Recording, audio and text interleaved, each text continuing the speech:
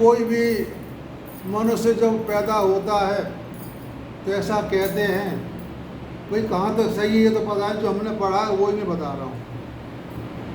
ऐसा कहते हैं कि हर इंसान भगवान उसके कर्म की पुटली ला के दे देता है, कहता है बेटा ये ले अपने कर्म, जब तेरे कर्म पूरे हो जाएंगे तो भगवान फिर उसको वहाँ से उठा लेता है।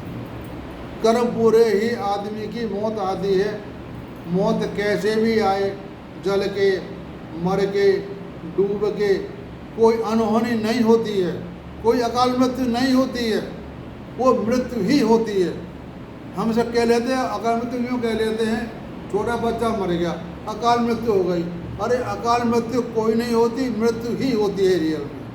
उसके कर्म के ऊपर उसकी मौत हो गई, उसको दुख बता तो हो गया। तो अब हम चलते हैं, कर्म को फल हमें कब मिलता है, सो सुनना ध्यान से। एक तो हम प्रारब्ध में जो कर्म करके आए हैं वही हमें फल भुगतना है। भगवान ने गीता में कहा है कि कर्म करने में स्वतंत्र आदमी है। एक जगह कह दिया है और जगह कह दिया है कि आदमी कर्म करने में स्वतंत्र नहीं है, अपनी मर्जी से वह काम नहीं कर सकता है। वो कैसे, किसी का अच्छा समय चल रहा है, अच्छा भाग चल रहा है, तो वो काम आदमी बुरे क्यों करेगा, वो आदमी काम बुरे कभी नहीं करेगा, वो अच्छे ही काम करेगा। तो हमारे प्रारब्ध के ऊपर ही हमारे नए कर्म बनते, अच्छे या बुरे। और किसी का बेचारे का टाइम खराब आ गया है और उसको दुख परेशानी हो रही है, तो वो अच्छे काम करने से रहा, अच्छे काम वो कर नहीं चाहता, कहेगा मैं तो मर गया वैसे ही, अच्छे काम ही गए भाड़ में, मैं क्या करूं, अच्छे काम वो नहीं करेगा। तो कर्म हमारे है ना प्रारब्ध के वश में होते हैं। जो हमारा प्रारब्ध चल रहा है उसी के ऊपर हम नए कर्म करेंगे, और हम अपने आप कर्म नहीं कर सकते। जैसे अब बात बता रहा हूँ आपको प्रारब्ध की। बालकांड में जब शिव जी वन में जा रहे थे तो राम वन में घूम रहे थे, माता ने कहा कि तुम्हारे ये कैसे राम हैं, कैसे ब्रह्म हैं, औरत के पीछे भटक रहे हैं। उन्होंने कहा देवी नहीं ब्रह्म है, कि नहीं मैं इनकी परीक्षा लूँगा जा कर के। उन्होंने कहा मैं इनकी जाके परीक्षा लूँगा। उन्होंने कहा ठीक है भाई, जाके ले लो परीक्षा। शिव जी ने भेज दिया। जब माता जी उनके पास गई तो भगवान बोले माता जी आप अकेली कैसे हो। उन्होंने कहा ये नहीं, माता जी ने दिया। भाई शिव जी राम को पूजा करते हैं और राम पूजा करते हैं शिव जी की। जब उन्होंने कहा कि यार ये तो बड़ा गड़बड़ मामला हो गया, तो मेरी सारी कुल खुल गई। अब सीता जी वहाँ पे गई शिव जी के पास, कहो ले ली परीक्षा, चुपचाप रह गए। तो उन्होंने माता जी ने कहा, शिव जी ने कहा, अंदर ध्यान लगा के देखा कि ये तो गजब हो गया, अब तो तू मेरी माता बन गई है, अब मैं तुझे कैसे रहूँगा। तो यहाँ आ गया प्रारब्ध, आ गया कि भगवान जो कराना है तो भगवान का है ना। तब ये कहा है कर्म प्रधान है विश्व कर राखा, जो सस करें तो तसफल चाखा। तो ये चौपाई अयोध्या कांड में है 218 दोहे के पास। तो जब यहाँ इसे कहते हैं प्रारब्ध, क्योंकि भगवान ने जो काम कराना था, जो सती होना था, ये होना था, और वहाँ मतलब दोबारा शादी होनी थी, इसलिए उन्होंने ऐसा, ये भगवान की ही माया थी, उन्होंने सीता को भेजा, वो राम की ही वजह से उनका मन पलट दिया भगवान ने। तो ये सारा काम होना था, इसीलिए प्रारब्ध बस उन्होंने ऐसा कर दिया। अब आगे हमारे वर्तमान कर्म, एक होते प्रारब्ध कर्म, एक वर्तमान कर्म। हम अपने प्रारब्ध को इस जन्म में काट सकते हैं, गारंटी की बात है। हमारे पाप है वो इस जन्म हम काट सकते हैं, उसका मैं आपको बताता हूँ, प्रमाण बताता हूँ। श्रीमद् भागवत पुराण में आत्मदेव पंडित जी थे ना, उनको जो धुंधकारी पत्नी थी, उन्होंने तपस्या की, उनके कोई औलाद के, भाई तेरे कोई 7 जन्म औलाद नहीं है, 7 जन्म में, हाँ, कि मुझे औलाद नहीं दो, मैं ही अपने प्राण त्याग दूंगा। उन लोगों ने फंस गया। उन्होंने कहा जा भाई, जो हम तेरे औलाद दे दे, होगा तो देखा जाएगा। उन्होंने उनको औलाद दे दी। अब जो उनका हाल हुआ था आप जानते ही हो। अब आप देखो, उनके प्रारब्ध में औलाद नहीं थी और औलाद हो गई। क्यों? तपस्या की उन्होंने। हम पूजा करके वर्तमान समय के खराब कर्मों को बदल सकते हैं, ये गारंटी की बात है। हमारे साथ ऐसा उदाहरण देते हैं। ऐसे बताता मैं आपको मार्कंडेय मुनि की बात, प्रारब्ध की बात। मार्कंडेय पिता का नाम मार्कंडेय मुनि था, तो उन्होंने तपस्या की। तो तपस्या, पहले लोग तपस्या बहुत करते थे, तो उन्होंने तपस्या की, तो भगवान ने कहा कि औलाद हम तेरे को दे देंगे, तुम्हें चिरंजीवी चाहिए या अच्छी औलाद चाहिए, अच्छे गुण की। उन्होंने कहा भगवान मुझे चिरंजीवी औलाद चाहिए, चाहे उम्र पैसा कम हो, मुझे खराब औलाद नहीं चाहिए। उन्होंने कहा ठीक है बच्चा, हम आपको दे देते हैं। उसकी उम्र 16 वर्ष की होगी। तो जब उनकी 16 वर्ष पूरे होने को आई, तो जैसे जैसे उम्र आई तो पिता को चिंता होने लगी। तो पिताजी, मार्कंड ने कहा पिताजी चिंता, आप गुमसुम क्यों रहते हो? उन्होंने क्या बताऊं बेटा, मैंने भगवान से वरदान मांगा था कि मुझे औलाद हो जाए। उन्होंने कहा तेरी औलाद की उम्र 16 वर्ष की होगी, इससे ज़्यादा होगी नहीं। तो वो मुझे चिंता खाई जा रही है। उन्होंने कहा कि पिताजी चिंता मत करो तुम, इसको मैं देखता हूँ। इनके 2 लेखे हैं, एक तो बता रहा हूँ ये। तो वो मार्कंडेय मुनि गए रामेश्वरम में, वहाँ उन्होंने शिवलिंग की स्थापना करके और उनका अभिषेक करना चालू कर दिया, पूजा। 16 वर्ष पूरे उस टाइम हो गए थे। यमराज भगवान आए उनके पास, हाँ जी चलो, तुम्हारी उम्र पूरी हो गई है, कि भगवान आप यहीं बैठो थोड़ी देर के लिए, मैं ये पूजा पूरी कर लूँ, फिर मैं चलूँगा तुम्हारे साथ। और ठीक है भैया, वो तो अपने पूजा मस्त। कहाँ लगा यह तो यार आ नहीं रहा यार। उन्होंने फांस मारी, गल फांस उन्होंने गले में डाल दी। जब गले में उनके गलबान डाल दी, वो शिव जी की पूजा कर रहे थे, शिव जी इधर प्रकट हो गए। वो क्या बात है भाई, कि भगवान आपका ही बनाया हुआ क्या वो विधान है, थोड़ी सी उम्र थी उनको लेने आया हूँ, दे दीजिए, कोई मेरा विधान तो है नहीं, सब आपकी माया है। महादेव तो काल को काल महाकाल, वो तो सबके स्वामी हैं शिव जी। उन्होंने कहा बेटा ऐसा है, मेरी 5 वर्ष तो इसमें जोड़ दे। मार्कंडेय मुनि की के लिए 5 वर्ष मेरी जोड़ दे।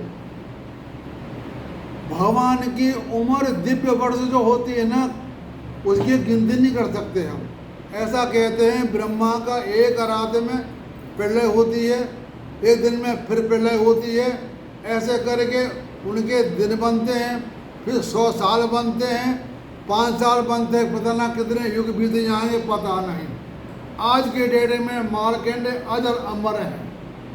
उनको वरदान दिया शिव जी ने कि तेरी उम्र ब्रह्मा जी के बराबर होगी। तो यहाँ अब आप देखो कि उनकी 16 वर्ष की उम्र थी, उनका प्रारब्ध था कट गया। तो भाई थोड़ी मेहनत करनी पड़ती है, प्रारब्ध कट जाता है।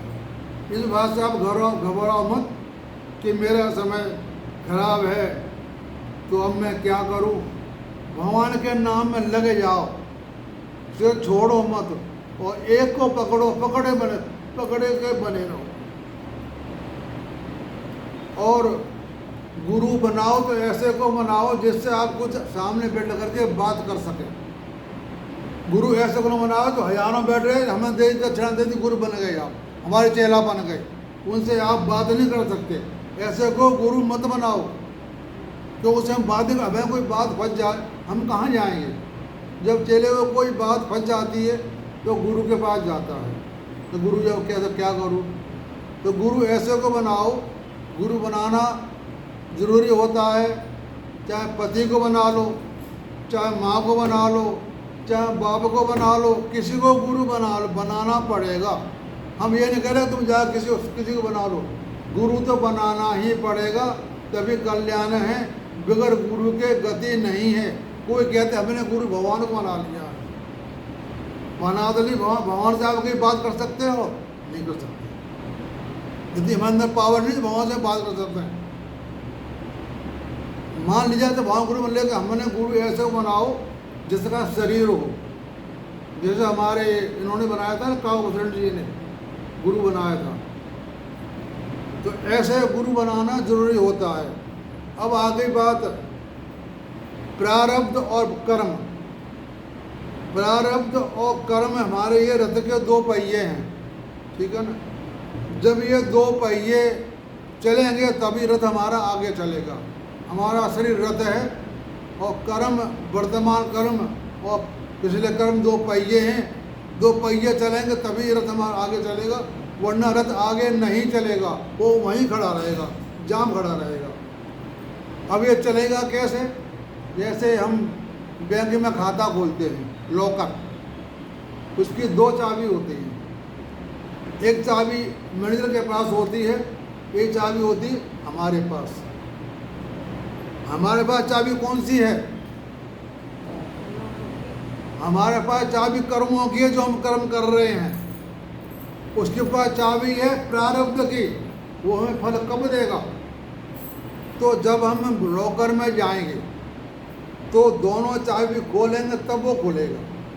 तो ऐसे ही हमारे कर्म हम कर रहे हैं, जब भगवान के प्रारब्ध उस बस वो आ जाएगा, हमारे कर्म भी आ जाएंगे, दोनों चाबी लगेगी, हमारा वो वहाँ से किस्मत पलट जाएगी।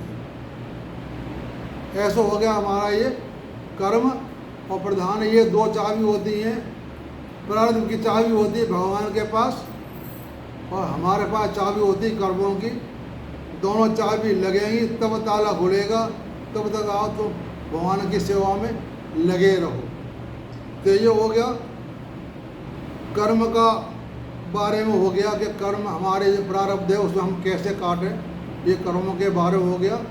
तो आप अपने कर्मों को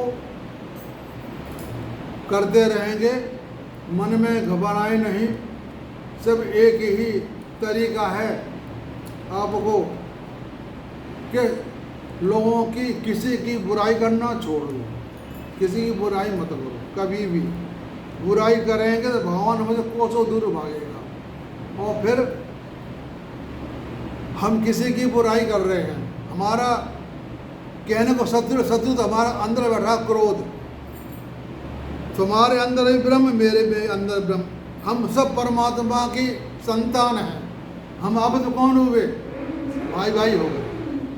और हम अपने भाई से दुश्मनी करेंगे तो क्या फल मिलेगा? खराब फल मिलेगा। तो किसी से दुश्मनी मत करो। हम किसी से दुश्मनी कर रहे हैं, हम अपने आप से ही कर रहे हैं, किसी और से नहीं कर रहे हैं। ये करोगे आप तो आपका दुनिया में कल्याण हो जाएगा। और फिर सबसे बड़ी बात यह है कि आप जब भगवान की पूजा करो ना, या मंदिर जाओ, भगवान से ये कि भगवान तेरा बहुत उपकार है, तूने हमको मनुष्य का जन्म दिया है। मनुष्य का जो जन्म होता है इससे हम मोक्ष को प्राप्त हो सकते हैं। हमारे अहोभाग्य प्रभु, आपने हमको जन्म दिया मनुष्य का, आपका बहुत बहुत धन्यवाद। आपने हमको चलने के लिए पैर दिए, काम करने के लिए हाथ दिए, खाना खाने के लिए मुंह दिया, आँख देखने के लिए दिए, कान सुनने के लिए दिए, और आप हमसे क्या चाहते हो? भाई सुख दुख तो सबको ले, भगवान ने हमको मन शरीर दे दिया जो सबसे अच्छा है। हाथ दिए, पैर दिए, सब कुछ दिया, चल रहे फिर रहे हैं। भगवान ने हमारे जो पैर दिए हैं, चलने के दिए हैं, मंदिर में जाओ, तीर्थ स्थानों में जाओ, हाथ दिए हैं सेवा करने के लिए, और आँख दी है देखने के लिए, कान दिए हैं सुनने के लिए।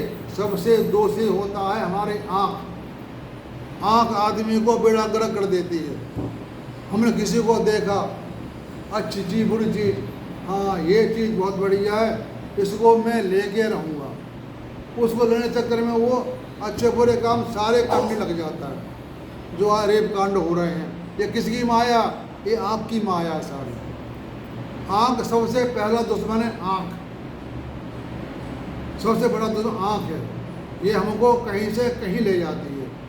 तो आपको मैंने मन को बस में करने का तरीका बता दिया। उसकी क्रिया होती है, सुषण क्रिया होती है, वो आप कभी आवेदन में बता दो क्रिया कैसे करते हैं, उससे आपका मन बस में हो जाएगा और आप धीरे धीरे भगवान की तरफ बढ़ते जाओगे।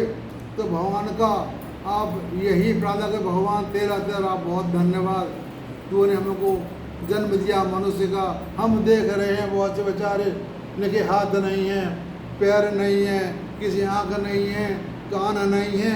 आप ये कहो भगवान हम बहुत अच्छे हैं, अरे करो खाओ मौज करो। जो हमने दुख में सुख ढूंढना है बस, और कहीं नहीं जाना, कि दुख में सुख कहाँ पर है। ये मृत्यु लोग है, यहाँ तो भगवान जन्म लेंगे वो भी रोते हैं आकर के।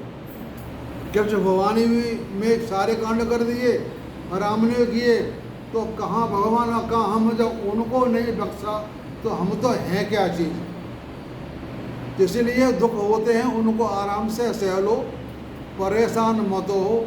परेशान होगे तो हमारे अंदर बीमारी बढ़ेगी, बीमारी बढ़ेगी तो हम कुछ नहीं कर पाएंगे। इसीलिए राम का नाम लो, जिसको जो अच्छा राम का लो, देवी का लो, जिसको जो अच्छा उसका नाम लो, लेकिन एक को पकड़ लो, सबको मत पकड़ो, नहीं आदमी भटक जाता है। तो ये मैंने आपको बता दिया कि हमारे प्रारब्ध और कर्मों को कैसे काट दें, उसका तरीका है। इसको आप प्रैक्टिकल खुद करना।